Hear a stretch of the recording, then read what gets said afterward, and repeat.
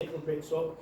It'd have all the rectangular shapes all lined up, all with an equal space in between them, and you know, all that's so.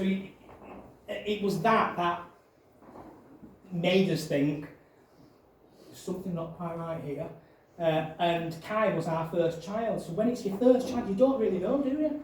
You get endless advice from your parents, your grandparents, your neighbours, and about what to expect, but you just don't know. It was much easier with Olivia because we sort of knew what because of Kai and you know and all the advice, all the fantastic and not so fantastic advice we've had from people. So that repetitive interest and restricted activity interest and how children develop play is really important. And for my son Kai, it was meeting all his developmental milestones until about 2.5, really well, and he suddenly stopped talking. He suddenly stopped moving, talking, walking. He started bum shuffling again. All his development just reverted, just slowed right down and reverted right back. Not quite sure why that was still. And he didn't speak again until he was about 5 years old. And I remember very vividly one of the first sentences he came out with in the car, this was a statement about him not being able to speak. He could speak, but he chose not to. He chose not to speak, but he could speak. And as soon as he started speaking from that moment on, he was so articulate about everything that he said. And it was amazing. It wasn't like he was learning how to speak again. You could tell he always knew how to speak. He was just choosing not to. He said, "I've been doing a lot of listening." Which was a really spooky thing to hear your 5-year-old son say. I might not have been talking much, but I've been doing a lot of listening and learning by that as well. So restricted, repetitive or patterns of behaviour is another thing to look out for. You know, not being able to do something unless they do the same thing all the time. Not being able to do something at night time, a nighttime routine. You know, we like to have that for all our children, don't we? But for someone with autism, it literally needs to be exactly the same routine. Might need to be at the same time. You know, the same person doing a certain thing, the same way of doing it. Otherwise, you're going to have a meltdown, and you'll not know why you're having a meltdown. It might be something really small, like dad's given a glass of milk and not mum. Something as small as that can be really unsettling for a very young person with autism. And unusual sensory responses. I remember my son trapping his finger in the door, and it should have really hurt. He should have screamed out in pain. He didn't wince, not once. Didn't wince. His finger at the end was all squashed. He didn't show any sign of pain at all. Now that was definitely there's definitely something very wrong here. I always feel really guilty when I say very wrong, because there's nothing wrong with my son at all. Nothing at all wrong with him. So I don't mean in those terms, but obviously I remember another time when we were playing hide and seek and being found, so we ran into the kitchen. I'd let him hide away for quite some time, and in that time I thought, I won't go to the dishwasher while he's hiding. He ran into the kitchen, fell into the dishwasher, knives up. Never have the knives up in the dishwasher anymore. Fortunately, he fell on his bum, but a really sharp knife went right into him. It was about 9 then, so I had to take him to A&E. And again, even when he was having the stitches in the hospital, he didn't wince once, not once. So he's got a really high, an unusually high pain threshold. I think that's probably very unusual, by the way. That wouldn't be usual to see in all people with autism. I'm just giving you an example of my experience with my son there. I'm a complete wimp. If you nip me or come anywhere near me with a needle or anything like that, I can feel the pain before it even gets there. So I'm the exact opposite of him, Sheila. So with regards to that, would you say that, so I can refer to an incident with my grandson. He broke his collarbone and he went back and he repeated the same behaviour. Did your son realise then for the next time that there was a danger and not to repeat the same behaviour, or would he go back and repeat the same behaviour? Well, I mean, the dishwasher thing, that was for me, so obviously I made sure that there wasn't the danger there that reminds me. I'll still go to the washing now, and make sure everybody else in the house does as well. So the danger was removed. I think to some extent, it's more about not having an expectation on the child or young person, or sometimes even the adult, to make those changes that are needed. It's for the people that know them well to help those, to enable those changes to happen, really. Because most people with autism, or a lot, would probably just repeat the action without really won't acknowledge with them that it's dangerous, or maybe. Would you say that was right more to spatial awareness, because a spatial awareness can be an issue? Maybe. I think it's not an issue. It might be social understanding. It might more for me in those situations because it's not important to me. And I know that might sound a really odd thing to say. It's not important for me to have to think about those things. It's important for people around me. Even now with my son, when I'm trying to explain, he goes for walks. He's 22, mind, but he goes for walks on his own. He can go out for a walk at 10 o'clock at night, and I see gangs around, and think, oh, he's vulnerable. He'll be on his own.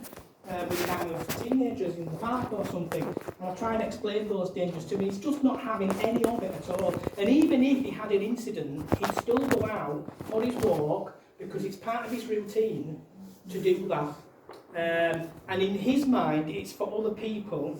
Well, the gangs should just go there and not be there. Well, they're not going to do that. They're still going to be there. In his mind, they need to do something about it, not him. He needs to just continue with how he does things. Yeah. So in the home environment and in an education environment, it's really important to provide that really clear, helpful, like we call it, scaffolding around people who need that help, so that they can operate in a safe way. And in the hope then that the way that you enable them to operate as a person becomes habitual, instead of how they were doing things before. I think all about habits, developing different habits for life. That's what that's about. So, in terms of social interaction and communication, just going a bit deeper into that. Autistic people experience social communication differences. The way this affects a person can vary and can include differences in the use and understanding of speech, language, gestures, eye contact, voice, tone of voice. That's a real biggie, that one there. And gestures. I have children at school who will pick up on the slightest little twinge of your eye if you're upset with them. And they'll notice. You won't need to have a different tone of voice or anything. They'll read. They'll map your face and read your face. My son is expert at that. He could tell only the other night that I was really annoyed with him about something quite petty, actually, I might admit. But we all do that with our children, don't we? We all have our little mess. For me, is the thing. And he'd left a real mess. He'd made himself a sandwich and he'd made a real mess on the side. So when he came back into the kitchen, I was fuming with him, and I thought, no, don't show him that you're fuming with him, just say, come on, tidy this up. But he could tell by my expression, and before I even spoke, he said, why are you annoyed? So the answer back is, why do you think? Well, again, red rag to a bull, because my tone of voice completely is that it's the wrong tone of voice to be using to him. My whole eye contact with him is so that led to a bit of a meltdown from him, and probably a slight meltdown from me as well, I might add as well. So we both had like a little meltdown over a sandwich being made. and a mess being made. Petty, really, at the end of the day. General, everyday family things that we all have little squabbles about, really. But that's really important. The gestures and the tone of voice are things that we often don't really think about. Your average person's not going to think about how someone's facial expression is. You're not going to read someone's facial expression. You're going to probably listen to them, to what they say, rather than do that. But people with autism, it's like, certainly my son, it's like he's got a little radar, and he can pick up on things before you even think you've even smiled or grimaced or anything. He'll pick up on that. It's like a little weather vane he's got, that. He can pick up on it really, really quickly. And I think I'm really good at that myself. Measuring mood is, I can almost feel someone's mood. It's quite an odd feeling, really, to have. It can be really unsettling, actually, at times, having that feeling that you know someone's not happy with you, but they're not telling you. So in everyday life, people often use body language and sarcasm to convey something. We're not, sarcasm in particular. Autistic people often find these difficult to understand. Not all autistic people find sarcasm difficult. I'd say my son's an expert at being sarcastic. I think I am too, to be honest. But a lot of people would not pick up on the fact that you were being sarcastic if you were being. And that might be a trigger for a lot of people as well, to become quite upset if they know that you're not being genuine. Autistic people can be perceived as rude because they avoid eye contact. Again, that's not true of everybody. I think a lot of people with autism are very, very matter of fact. I'm always accused of being blunt. I thought growing up it was because I'm from Yorkshire. It turned out it's probably because I'm Yorkshire and I'm still very blunt, and I firmly believe in, if you've got something to say, just say it. Don't put frills around it. Just tell me as it is. I cope with that. Try and disguise something, and I'm onto that within seconds of you trying to do it, and I don't like it one bit. So I like bluntness. I love that. I used to work with Jill here. I've got your little voice in my mind all the time. So their tone of voice may not always reflect the way an autistic person is feeling. So I'm forever asking my son, "Are you okay?" And every time, even when you know he's not, "I'm fine." And he'll answer you in exactly the same tone. He'll give you the same eye contact. He's really good at lying. He thinks he's really good at lying. He's not. Somebody told me the other day that people with autism can't lie, can they? They don't. What? You are kidding. I think certainly my son and a lot of the children I work with at school, the way they'll try and wheedle out of a difficult situation by lying is, they will lie. Just like everybody else would like to try and get out of a tricky situation, to be fair. But you tend to find that somebody with autism will stick to that lie no matter what. Even when the evidence is smack bang in front of them, they'll still lie. And there's just no point having that argument or debate, because you're not going to win. You just, it's unlikely that you'll win. I had a real ding-dong with Kai just a few weeks ago, who told me that he'd been to a meeting in Liverpool, and I knew he'd not been to a meeting in Liverpool at all, because I'd seen him in the house an hour before, and I knew he had no money. I said, "Oh, where did you get your train fare from then?" "I walked." "Did you walk?" "But you know I can walk fast." I said, "No, not that fast, it's impossible." "You're lying, aren't you?" "I'm not lying." And he maintained this lie for 3 days before admitting that he lied. And that's a big source of conflict in the home, that when autistic children get a little bit older. It's like almost like self-preservation, that they've got something to prove, really. I know we can all lie, but most of us, when we found out, will just openly admit to it, won't we? And again, that's not true of all people with autism. That's probably just my son, to be honest. He's been taught very well.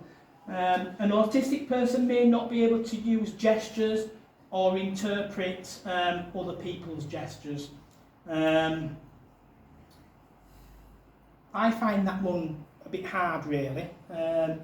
Hard to understand, because I'm not quite sure. For me, that's not true for me, and I don't think it's true for my son either, particularly. So, but I do work with a lot of people. I work with a lot of people who find gestures of kindness difficult to accept, and don't want to be seen as being different. The awards assembly in my school, which I did today, is always very interesting, because you've got to consider each and every child's needs individually.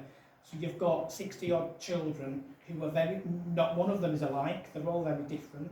Some like to be praised in public, some don't like to be praised in public. Some will accept a certificate, others will just shrivel up and won't want it. It'll be a trigger for some as well. So you've got to know the children really well, which is why my awards assembly lasts a lot longer than it should, because you've got to be really particular in terms of your response there. And that's about gestures, that's about you, the way in which you as a person interact with somebody else, okay? What you say, how you say it, your tone, your intonation, that sort of thing. Autistic people may interpret language literally, this is definitely me, and so may misunderstand idioms like pull your socks up and metaphors like my head was spinning. I understand things like that. For me, it's if somebody tells me something. I had a member of staff come to me today, and she said something, I can't even remember what it was now, she said something to me, and then I had to unpick it because I didn't quite understand what she'd said. It's like, I didn't mean it like that. Well, don't tell me that like that. Tell me how you mean it. Well, what did you mean then? So, if something doesn't make sense to me, I've got to unravel it and unpick it. I'm like a private detective. I'm like forensic with it. And I know I drive people insane by doing that.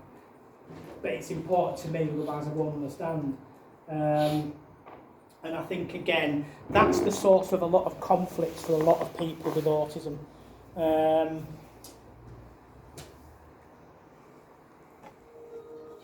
So, people with autism experience social interaction differences.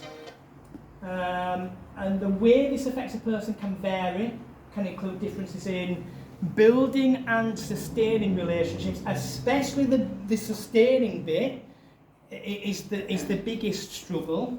I think people with autism might feel that they've got relationships with people, but keeping them is another matter altogether. And it's simply because it's not important to them. It's just not important to them to do that. And I've had to learn with my son to accept that he's quite happy not having many relationships with anyone. He's happiest. He's more stressed when he feels he's forced into a situation where he has to have a relationship with someone that he feels is pointless and not worth of any value to him. Yes. Is that so? Like with a child, they're good at potentially going and talking to people, and then say the other people notice the differences and move on. In terms of like the child, do they just kind of accept it and move on to somebody else?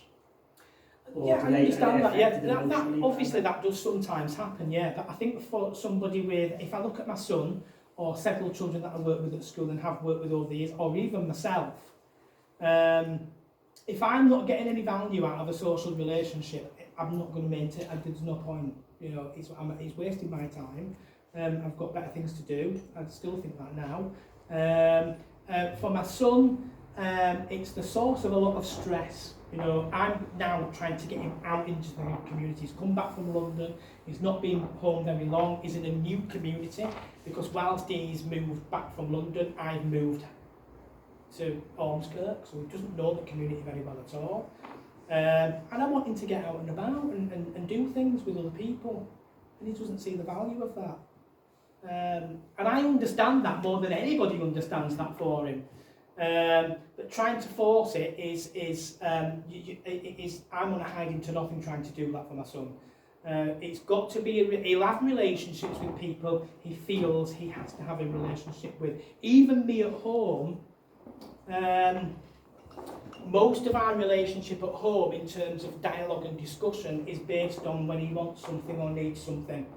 It's a needs, it's on a needs basis for him on his terms. If I want something, it's a very different matter. It's a struggle maintaining. It'll be a very brief discussion we have if it's something that I've instigated from his point of view. So engaging in conversation can be difficult. Giving and receiving compliments, we went through that before, is a again, it's that communication. It's only communicating when it's of value to the person, rather than they won't see that it might be a value to somebody else. We went out for a meal as a family the other night, and a friend of mine very kindly paid for the meal. We all thanked said friend, and Kai sat there and said nothing. So we got home and I said, you know, that was a bit rude, wasn't it? And I know you're not rude, and I know you didn't mean to be rude, but actually in that situation, I'll bet said friend thought that you might think that you're rude. Well, I'm not. What do you mean I'm rude? Why do I need to say thank you for everything that I get? I didn't ask him to pay for it. That sort of thing went through there. But actually, it's really important that, you know, you do show your appreciation when somebody does something for you all the time. But we had to have a debate about it. And we've had several debates about things like that. At the age of 22, we've still had lots of debates about things like that. Sometimes I'm reminded about that at school. Not, you know, I think I'm quite giving, probably too much so at times. But sometimes I don't notice the really simple, subtle things that you might expect me to. And I need the people around me. Fortunately, I've got a really super teaching team who know me really well. And they do, they're my scaffolding. They will remind me about little things that I might not have picked up on myself. I still need that now at my age. Showing concern for others, it's not because people with autism aren't bothered or don't care. It's just really hard to do that, really. It's I think I'm a really caring person, but I have to make the effort to be. It's a real conscious effort when I'm showing someone concern, and it tires me out at times as well. I might add, it's exhausting, and I'd say that for a lot of people with autism. Again, it's not important for them to have to do that. It's not because they're not loving or giving or anything like that. It's just that they're not getting anything back from it quite often, or more so, they might shy away from it because you've got to put too much effort into it, really, to have to do it. And when you, quite often, certainly my son, he'll want to get back to his blogging. He does a lot of blogging online, and all these things take time away from what he's interested and wants to do. He doesn't want to do any of that. He wants to get on with his blogging. That's the only thing he's bothered about. At the moment, he's applying for lots of jobs. I said to him the other day, I'm getting a bit worried. Are you all right? You're not really coming out of your room that often. I have no eye contact. I'm fine. That's it. Then later in the day, said, I'm actually doing application forms now. That's gave me that little glimmer. And that's what he was locking himself away in doing. And it didn't matter what else, there could be World War III going on outside and he would not stop what he's focused on doing, because that's the thing that's important for him there and then. Nothing else matters, only that. Not even food sometimes, he won't even come out for food or drink. I'll have to remind him he needs to eat and drink and have a rest from doing whatever he's doing. What does he blog about, just out of interest? Politics. He did a degree in politics and economics. So the local elections were a rivet in my house. It's a real huge interest in politics. So, in terms of daily life, autistic children may find it difficult to instigate or join in play with other children, or if they do, it's going to be on their terms. Okay, I remember very early in my career as a teacher thinking, I can't be dealing with this. I'm either going to have to be the person in charge or just stop teaching because I can't cope with the politics of school. And that's what I did. I was a head teacher at 27. I've been a head teacher for a long time. I put a lot of effort into getting what I wanted at that point in my life. And I do look back then and think the amount of effort I put into that was probably exceptionally unusual at that time for someone to put all that energy into, really. Autistic people may find it difficult to take turns and share. That's definitely the case. Not necessarily with me. This can cause problems with friendships. The taking turns and sharing with very young children is something that they have to have modelled to them and shown. You'll often hear the term like social stories for very young children. That's where they model through various social situations in the form of a story, so that children can start to put themselves in a situation because they've been told a story of that situation with them in it. They're really useful tools. Social stories are really useful tools. Sometimes social stories are really useful for adults as well. I'll read up a lot about, if I'm stuck with something, I'll often read up about real life experiences that people have had online about certain situations that I might be struggling with, and I find that incredibly helpful. That's just a form of a social story for an adult, really, learning from other people's experiences. But certainly, even now in my house, you do not get the Monopoly board out, ever, because it's just going to end in disaster. And that's with me, not with anybody else. If I don't read the Monopoly, that's it. Developing and maintaining friendships and relationships can be difficult for everyone, but autistic adults or children have said that they find this particularly difficult. It does not mean that they do not want relationships and friends. One of the things that my son often says is that he feels lonely. But on the other hand, he's quite happy being on his own. But he feels lonely a lot. So that, trying to balance those things out, I find incredibly hard. And it's things like that really impact on his mental health and well-being at times. Those feelings of loneliness and not really knowing then what to do about that and how to go about making friendships, because that side of things for him isn't important to him, but he still has all the feelings of being alone, loneliness, and all the things that come with that in terms of how that impacts on your mental health. I think that's really understated for a lot of people with neurodevelopmental conditions. Just because people might prefer to be on their own, it doesn't mean that it doesn't have an impact on you feeling like that. Autistic people may not engage in conversation in the same way and enjoy discussing factual issues rather than small talk. Well, you're not going to have small talk with my son ever. It might last for seconds and he'll walk off. He'll just walk away. But if you want to talk to him about politics or something that's of interest to him, he can talk to you for days, quite literally days. And he'd probably keep your interest for a long time as well, because he's a really interesting lad to speak to, actually.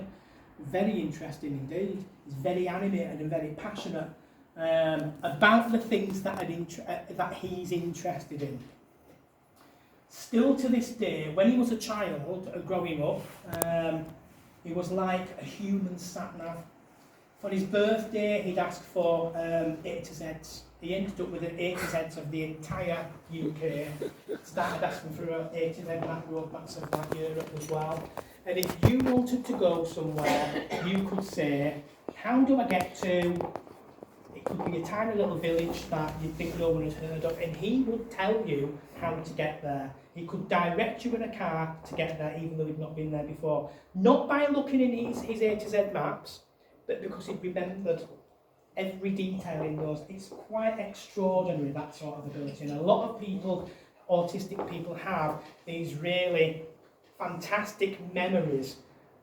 Still to this day, if I'm stuck, if he's in the car with me and I need to get somewhere, I will not turn the sat-nav on. I'll just say, tell me how to get there. And he'll give me step-by-step instructions about how to get there. Still to this day. That's amazing, I think. Can you do different accents and voices? No. Don't rid of that at all. I think that amazing memory, though, would that reflect on perhaps bad things or fearful things that might have happened in their life as well? Would they have such a strong memory if they've got such a good memory in all ways? I think, yeah, absolutely. I think that one of the things in my son's life that he often talks about in his was his year 5 teacher at primary school. She never did teaching, I don't think. She was just awful. And he remembers quite clearly the damage that was caused in that 1 year. And it was a terrible year for her in primary school, to be honest. The best thing that happened was when she retired and she wasn't there anymore. He still talks to this day at 22 about Mrs. Brownlow in year 5. So he's held on to that all that time. I think he'll remember it. He'll take it to the grave. Yeah, nothing will change that for him. So yeah, I do. Yeah, absolutely. That's where really childhood experiences really come to the fore there with people with neurodevelopmental conditions, and actually quite often in terms of when children go through the diagnoses for neurodevelopmental conditions like autism or ADHD, there's a massive crossover there, by the way, with those two particular conditions. There's a lot of traits that are very, very similar, and it's sometimes very hard to tease out. Quite often children who have an autism diagnosis also have a dual diagnosis of ADHD as well. I've never quite got my head around that, and it's quite often when I have children in school coming in with a dual diagnosis, we can always discover quite quickly which one of those two it is. It's very, very often not both. It's one or the other that you can see. And that, I think that, I'll not be thankful for saying this because I never am, I think that's because in some schools, when children have that diagnosis of autism and nothing changes, the behaviour stays the same, they look for something else and another label. Oh, well, actually, nothing's changed. He's been diagnosed with autism, perhaps it's ADHD instead. And they end up with other labels attached to them as well. It's only where they're in a setting that really is small enough to do the work needed to really know the child inside out and really well, where you get to discover, is it autism or is it ADHD? Sometimes it is both, but more often than not, it is the autism and not the ADHD. That's the most prevalent need there, I think. So did you want to ask something? Or? Yeah. When do you think it's acceptable to tell the child that they are different, or do you wait for them to realise that they're different?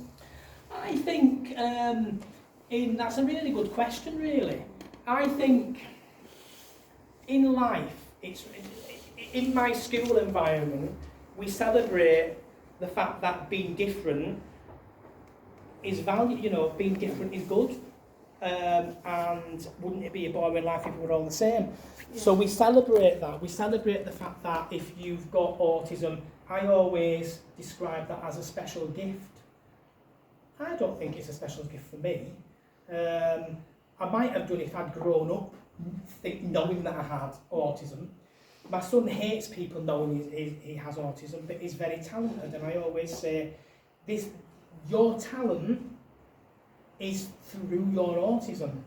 Without your autism, you wouldn't have all of those talents. So you've got all these very special gifts that other people don't have, that can be put to really good use. Might not be put to really good use right now, but later on in life, they're going to serve you really well in a way that other people can't use or can't have.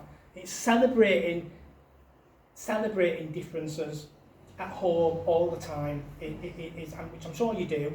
And then it just becomes more accepting for the child to accept that, well, it's not a bad thing being different then, is it? Yeah. It's not a bad thing at all, it's Because actually more of a good thing than a bad thing. We've had his daddy, well, his mummy, why am I and everybody Yeah. else is? And then it's, well, it's my friends, because my friends, Bob, he's just starting to notice people around Yeah. him are a little bit different as Yeah. well. And how But old don't- is he? How he's old is he? 9. 9, yeah. So I have told him, I had to tell him. Yeah. I felt like he needed to know, I just felt he needed to know. And so then we've just said, like, it's just because you're special, and Yeah. it's, you know, but it's great, and we've just said how Yeah. good it is. And I think that's the way to go, yeah. It's a really complicated age, that. I think that those 8, 9, 10, 11, if you get a diagnosis of autism at that age, it's really complicated, I think. It's hard for children to get their head around.